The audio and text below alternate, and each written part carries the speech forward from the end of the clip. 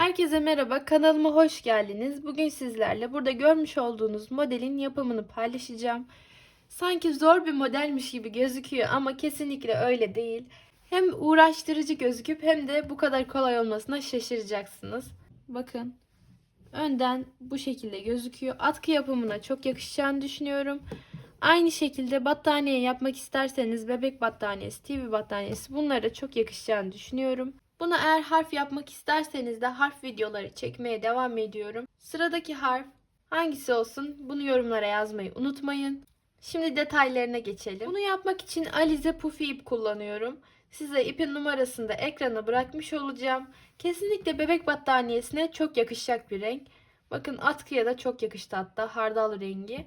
Atkıya başlamak için ben bunu 14 ilmekle size bir kuruluş göstereceğim.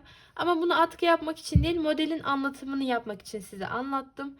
Yani bununla bebek battaniyesi yapabilirsiniz. Hatta yelek vesaire farklı şeyler de yapabilirsiniz. Eğer atkı yapmak isterseniz bundan 3 ip almanız yeterli olacaktır. Eğer bebek battaniyesi yapmak isterseniz de 7 ip almanız yeterli olacaktır diye düşünüyorum.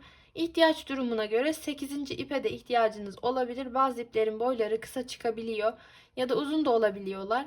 O yüzden net bir şey söyleyemiyorum ama 7-8 ip genelde yeterli oluyor. Siz başlangıç için bebek battaniyesine başlayacaksanız 7 ip alarak başlayın derim.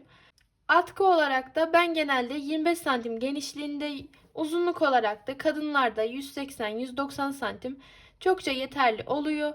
Ama çift dolamayı seviyorsanız 200 santim ya da 210 santimde yapabilirsiniz.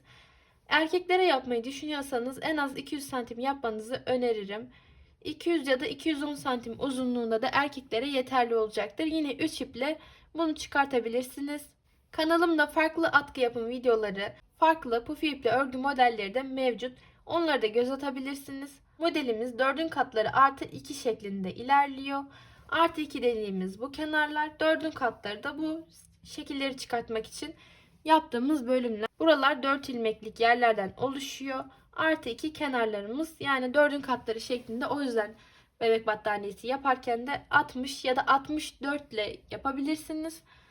4'ün katları olması gerekiyor. Atkı yaparken de şimdi bunu biz 14 ilmekle başladık ama daha küçük yapmak isterseniz şu bölümü çıkartmamız gerekiyor. Bunu hesap ederek yapabilirsiniz. Bu atkının genişliğini de ileride size söyleyeceğim. Şimdi öncelikle 14 ilmeğimi saymakla başlıyorum. 1, 2, 3, 4, 5, 6, 7, 8, 9, 10, 11, 12, 13, 14. 14 ilmeğimi saydım. İpimi sol tarafıma doğru alıyorum. Bu da yumaktan gelen ipim.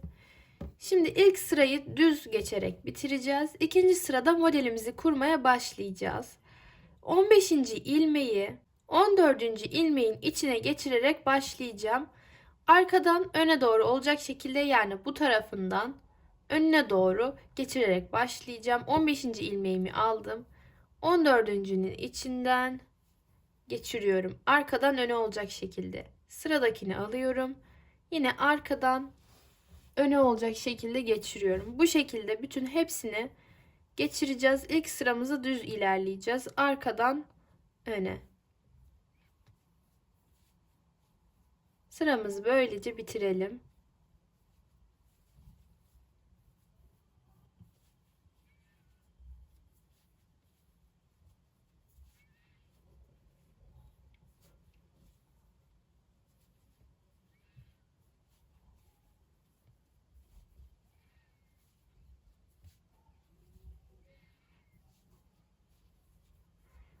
Şimdi ilk sıramızı düz ördük. Şöyle elinizle de örgüyü düzeltin. Şekli daha güzel oturacaktır. Bunu her sırada yaparsanız ya da birkaç sırada bir yaparsanız örgünüz her zaman daha güzel duracaktır. Bakın şimdi sıramızı düzelttik. Ne yapıyoruz? Bir sonraki sırada, artık ikinci sırada kurulumunu yapmaya başlayacağız. Sıradan gelen ilmeğim. Şimdi en son burada kalmıştık. Başlangıç noktamızda kalmıştık. Sıradan gelen ilmeğim de bu. Her zaman baş kısımlarımızda bir tane tek öreceğiz. Bu hiçbir zaman değişmeyecek.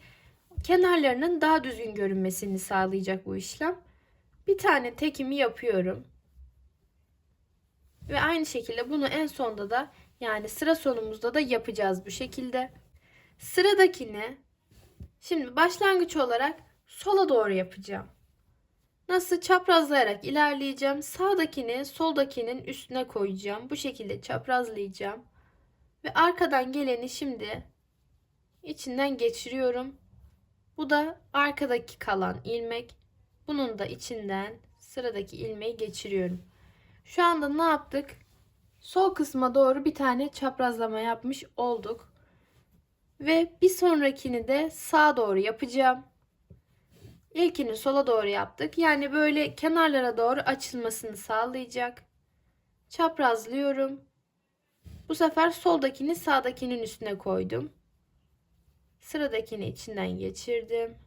Ve bir sonrakini de yine içinden geçiriyorum. Bakın kenar tarafa doğru açılmış oldu. Şimdi bir sonrakinde yine ne yapacağız? Sola doğru. Sola doğru, yani sağdakini soldakinin üstüne doğru çaprazladım. Görüntü bu şekilde olacak. İçinden geçirdim. Ve arkada kalan ilmeğimi de içinden geçiriyorum. Yine burada olanı tekrarlayacağım. Bir bu tarafa doğru yapmıştık. Şimdi bir de bu tarafa doğru yapacağız. Çaprazladım. Arkadan gelen ilmeğimi içinden geçirdim. Ve bunu da geçiriyorum. Bakın görüntü böyle açılmış oluyor. Şimdi sıradakini ne yapıyoruz? Sola doğru olacak şekilde yaptım. Ve arkadakini de geçiriyorum. Bunu bu tarafa yaptığımıza göre diğeri de şöyle sağa doğru olacak.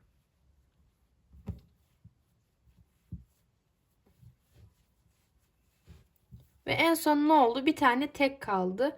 Teki de içinden geçiriyorum. Şimdi elimizle bir düzeltelim bakalım şekli nasıl gözüküyor. Bakın şu anda görüntümüz bu şekilde oldu. Şimdi bir sonraki sırada ne yapıyoruz? Komple düz olacak şekilde ilerliyoruz. Yani ilk sırada zaten başlangıçta yaptığımız gibi hep düz olacak şekilde ilerliyoruz. Şurada sıradan gelen ilmeğimi tutuyorum. Ve birincinin içinden geçirdim. Hepsinin içinden teker teker bir tane geçiriyorum. Şu anda hiçbir çaprazlama yapmayacağım. Sadece tek tek içlerinden geçirerek sıramı tamamlayacağım. Ve bir sonraki sıraya geçeceğiz. Bir sonraki sırada yine çaprazlamalarımıza devam ediyoruz. Ne yapacağız? İlkini her zamankisi gibi düz öreceğiz. Birinci düz ördük. Sıradakini ne yapıyorum? Sol tarafı gözükecek şekilde çaprazlıyorum. Çaprazladım. Şimdi arkasındakini geçiriyorum. Geçirdim. Hemen yanındakini de sağ tarafa doğru.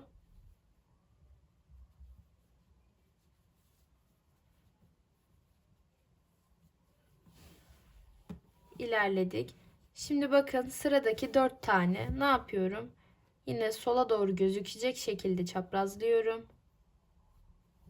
Arkadakini de geçirelim. Hemen yanına burada sola doğru yaptığımız için bunu da sağa doğru yapacağız. Dışarıya doğru dönük olacak şekilde. Bunu da yaptık. Ve aynı işlemi tekrarlıyorum.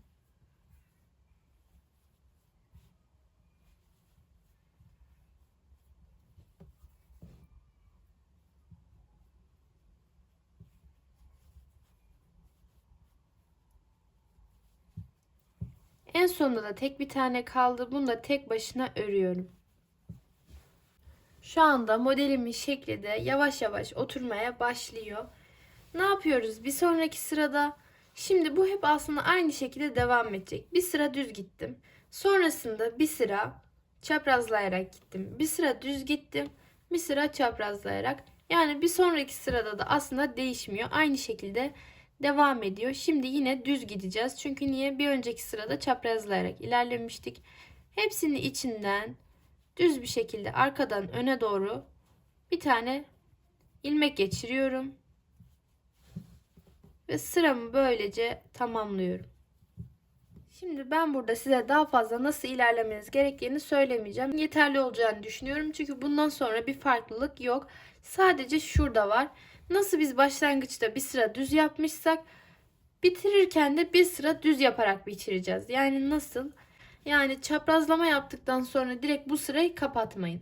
Üstüne bir sıra düz gidin, bir sıra düz ördüm. Bunun üstüne kapatabilirim. Çünkü dibiyle sonu bir olsun, güzel gözüksün. Nasıl kapatıyorum? En baştan beri ilmeklerimi alıyorum. Bir önündekinin içinden, yani önümdekini şu an elimde tuttuğumun içinden geçireceğim. Geçirdim. Hemen önümdekini alıyorum. Elimde tuttuğumun içindekinden geçirerek böyle sonuna kadar aynı şekilde ilerliyorum.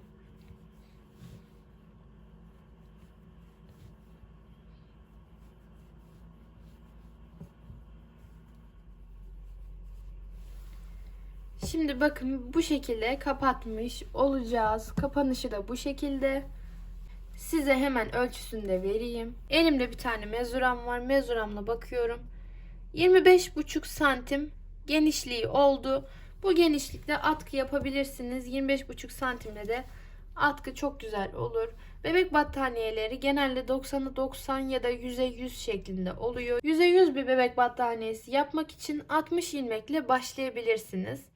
Burada ipin yeni ipe nasıl geçildiğini, ipin nasıl gizlendiğini, nasıl bağlandığını vesaire bütün detaylarıyla anlattığımda bir videom var. Şimdi bu sadece model gösterme videosu olduğu için bunu ekstra olarak burada göstermeyeceğim ama videonun sonuna da o videoyu eklemiş olurum. Açıklamalar kısmında da linkini kesinlikle eklemiş olacağım. Modelin de son hali bu şekilde gözükmüş oluyor. Bakın arkadan görünümü bu şekilde. Önden görünümü de bu şekilde oluyor. Bence çok güzel bir model oldu. Böyle videolar atmaya da devam edeceğim. Yeni gelecek pufi modellerini kaçırmamak için de kanalıma abone olabilirsiniz. Umarım videoyu beğenmişsinizdir. Videoyu beğendiyseniz beğen tuşuna basmayı, kanalıma abone olmayı unutmayın. Ayrıca yorumlarınızı da bekliyorum. Sırada eğer gelmesini istediğiniz bir model varsa bunu da yorumlara yazabilirsiniz. Kendinize iyi bakın, hoşça kalın.